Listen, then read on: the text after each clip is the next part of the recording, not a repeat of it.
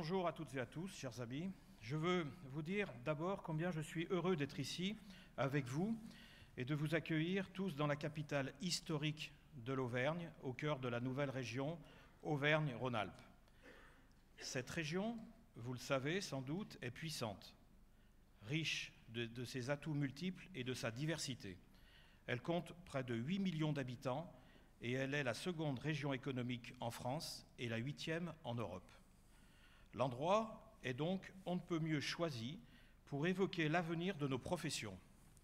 D'autant plus que ce territoire compte aussi nombre de villes d'importance et une capitale, Lyon, qui est désormais reconnue internationalement pour son dynamisme et son attractivité. Nous le constatons en effet, notre activité passe de plus en plus par une présence accrue au sein de ces agglomérations, qui sont autant de lieux de vie et de terrains favorables pour la rénovation, l'entretien, l'aménagement, la réhabilitation et la construction. C'est donc à juste raison que nous allons ensemble explorer lors de cette convention une thématique pertinente, tout entière contenue et exprimée dans la phrase introductive « Hier, aujourd'hui et plus que jamais demain, la ville ». Je souhaite, quant à moi, vous dire aussi et très simplement, en tant que président Centre-Est et résident régional, que je crois fermement et avec un optimisme renouvelé à un avenir positif pour l'ensemble de notre corporation, ici et ailleurs. Dans nos métiers de la distribution, de la location, de la maintenance et des services pour les matériels destinés au BTP, nous vivons des périodes parfois difficiles. Car chacun le sait, le bâtiment est un marqueur fort de la santé économique du pays.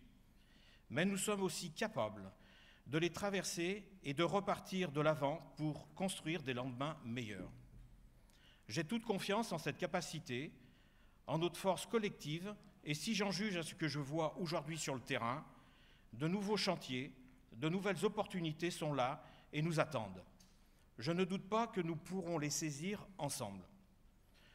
Nous sommes là pour nous y préparer et je vous souhaite à tous de belles journées d'échanges et de rencontres qui, j'en suis sûr, seront productives et feront de cette convention un vrai tremplin pour notre futur. Je vous remercie. Merci. Je sais pas si ça marche. Merci Patrice. On est fiers de venir à Clermont-Ferrand, Patrice. On est fiers qu'un Lyonnais nous accueille à Clermont-Ferrand. On est fiers de respirer l'air des volcans. On est fiers de tous se retrouver pour ces 2 journées, tous ensemble, échanger, parler, discuter. Je crois que ça va être formidable. Donc, quelqu'un m'a dit tout à l'heure, mais ton costume, il est à 6 000 €. Alors j'ai dit non, beaucoup plus. Non, vous inquiétez pas. Mon épouse et mes enfants ne travaillent pas au DLR fictivement. Je ne suis pas un ancien banquier d'affaires. Si vous m'avez élu à La Rochelle, c'est que vous avez pensé qu'on avait quelque part au DLR une valeur d'exemple, une volonté d'avancer, une volonté de travailler, une volonté de montrer l'exemple. Alors on se retrouve tous ici à Clermont-Ferrand pour échanger et échanger tous ensemble. Alors on peut faire un petit zoom, tous ensemble sur l'année 2016, un petit rétro parce qu'il s'est passé tant de choses depuis le congrès de La Rochelle qui était fort bien réussi. Alors si mon premier remerciement allait à Patrice pour son accueil, immédiatement je vais féliciter Hervé et toutes les équipes du DLR que je vous demande d'applaudir très fort.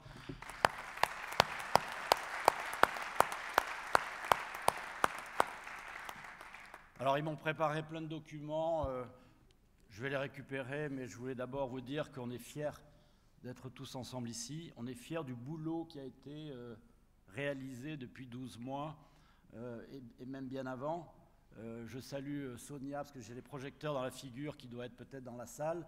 Je salue également Bernard Pointet et tous les présidents des DLR qui ont été là, qui ont été présents depuis de nombreuses années et qui ont forgé notre fédération qui je crois est solide, qui je crois est aujourd'hui sur des bases extrêmement rigoureuses, solides et qui nous permettent d'avancer. Alors on a fait plein de choses depuis un an. Je ne vais pas vous les raconter, mais on a fait du lobbying, on a poussé pour que les élus permettent aux collectivités de récupérer la TVA, on a mis en place du numérique, on a fait une télévision web, on a fait des tas de choses. Et puis surtout, on est dans un contexte 2016, je crois qu'il faut le dire, qui est assez favorable. La distribution a réalisé plus de 20% de croissance, la location 2% et la manutention 8%. Donc l'année 2016, il valait mieux être distributeur que loueur. Qui l'eût cru? Mais oui, distributeur, poussé certainement par aussi une incitation fiscale. Oui, certains distributeurs peuvent se poser la question sur le business plan, sur leur avenir. Moi, je pense que les distributeurs ont démarré depuis fort longtemps l'aspect location également, et qu'on va tous se retrouver à court terme, à moyen terme, à long terme, à faire de la location. Et pourtant, nous ne sommes pas tous loueurs. Donc il y a de l'avenir pour tout le monde dans cette activité-là. Macron, il faut le citer, a boosté les cessions, a boosté les ventes. Qui a acheté? Pas mal de loueurs. Pas mal de loueurs ont investi en 2016. Et je crois que tout le monde se retrouve ici à Clermont-Ferrand avec un certain sourire. Alors ça dépend des régions, ça dépend des métiers, ça dépend des produits. Mais globalement, en 2016, nous avons tous fait une bonne année. Globalement, nous avons amélioré notre activité.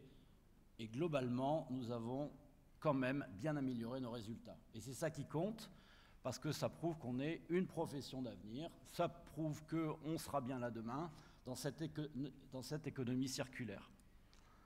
Alors pourquoi ce congrès? Pourquoi ce sujet? Parce que certains d'entre nous ont des activités aussi dans la location de véhicules industriels, d'utilitaires, voire de voitures. Ce secteur est bien plus en avance que nous pour certains sujets environnementaux. J'ai vu Nissan devant le Palais des Congrès électrique. C'est la première chose que j'ai vue en arrivant. Et je me dis demain, nos politiques, et c'est déjà le cas dans certaines villes, car il ne faut pas se leurrer, nos grands chantiers de TGV, nos grands chantiers autoroutiers, nos grands chantiers entre les agglomérations vont avoir tendance à se raréfier, à quelques exceptions près, et que l'avenir va se jouer dans les villes, et que l'avenir va se jouer dans nos agglomérations. Et si ça se joue dans nos villes, est-ce que nos produits, nos pelles, nos nacelles, nos chariots, nos camions, est-ce qu'ils sont appropriés pour travailler demain dans des zones où peut-être le politique va nous interdire d'émettre le moindre gramme de CO2? Comment on va arriver avec nos porte-engins au milieu des agglomérations? Avec quels produits et quelle évolution dans les moteurs? Parce que la contrainte va être les émissions d'échappement. Alors pour les loueurs de voitures et d'utilitaires qui ont des rotations de 12, 24, 36 mois, ils vont pouvoir se mettre à jour très rapidement. Mais nous, qui achetons des chariots et des matériels que nous gardons parfois 10 ou 15 ans, c'est peut-être le moment de réfléchir, et c'est le rôle du président du DLR et de votre fédération de vous faire réfléchir, ça vous a de toute façon déjà traversé l'esprit, que ces matériels, est-ce qu'on va réussir à les revendre dans 15 ans, dans 10 ans?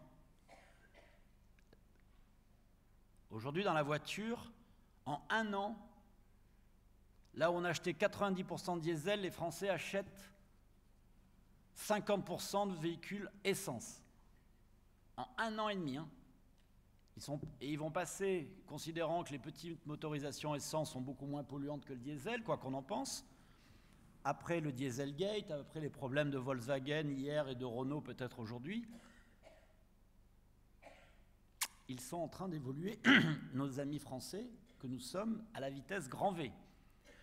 Est-ce que dans les matériels de BTP, on n'a pas à se poser cette question, d'ores et déjà, compte tenu des cycles longs que nous avons? Et est-ce que d'ores et déjà, aujourd'hui, il ne faut pas se pencher sur des véhicules hybrides, électriques ou autres? Ce sont à toutes ces questions que des experts beaucoup plus aptes que vous et moi à anticiper le futur, vont se succéder à Clermont-Ferrand. Je remercie encore Thierry Vatelet qui anime, et je vous demande de l'applaudir, qui anime chaque fois nos congrès d'une manière magnifique. Et je pense, c'est vrai que ceux qui me connaissent savent que mes grands-parents sont tous de Rhône-Alpes, mais que j'ai vécu longtemps à Marseille tout de même, je pense qu'on va se régaler. Merci.